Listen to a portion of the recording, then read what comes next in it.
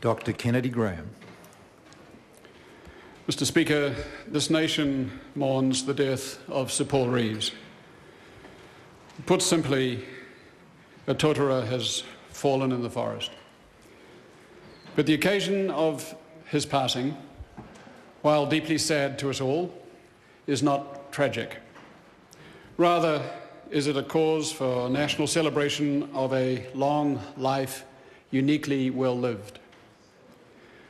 Sir Paul led as large a life as was possible, full of fun and laughter, love and achievement.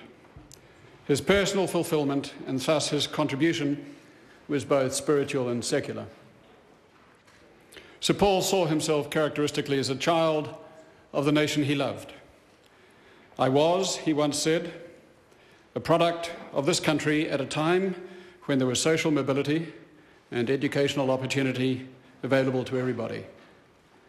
I didn't have the benefit of any material assets, either personally or in my family. We were what you would call poor, yet I was able to go to secondary school and university. It is that question of access and ability to match opportunity with innate desire to achieve that is vital. With the passage of time, Sir Paul proved himself to be a vital person. Leadership is a subtle and elusive thing. When it is naturally present, it is effortless. When it is absent, it is laboured. Sir Paul had the gift of effortless leadership. He was humble, yet dignified in style. He was genuine and authentic in person. He was fearless in expressing belief.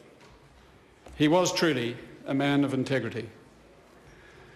Sir Paul embodied all the values for which our parties in this House strive: freedom and aspiration, equality and justice, cultural harmony, ecological wisdom. In so doing, he united us all through simply being himself, a symbol of the nation as a whole. I first met Sir Paul in New York, a few weeks after his arrival. He was virtually unknown in that huge, anonymous, preoccupied city, after having just been head of state in his home country. Such a transition might have grated with some, but not Sir Paul, who found it, I think, to be something of a liberation. Once over lunch, for example, he told me of a courtesy call he had just made on the ambassador of a close neighbour. Sir Paul described his assigned mission in the new Anglican office to the UN, his hopes and aspirations, and the various challenges he was anticipating. The ambassador heard him out patiently and then cut in and said, "Well, that's all fine, Paul, but tell me, what was your last job in New Zealand?"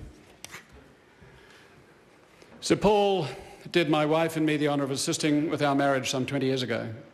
He facilitated the arrangements for our wedding in Christchurch Cathedral and then officiated at our New York marriage celebration shortly thereafter.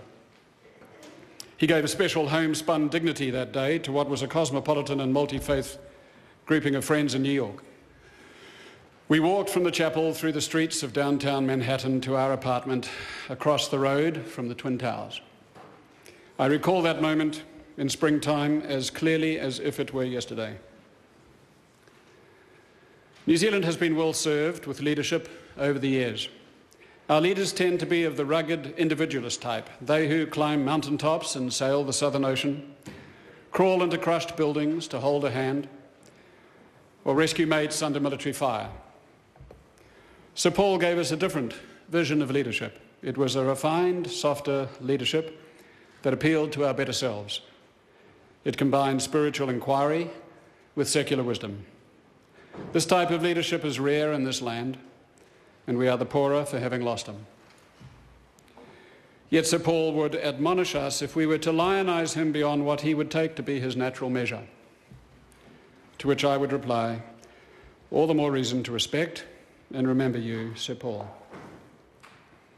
Let us lay to rest this great New Zealander, this humble man of our land who spoke so thoughtfully, who stood so tall, who loved so much. Let us pay our deep respect, which we, as a nation, owe to Sir Paul Reeves.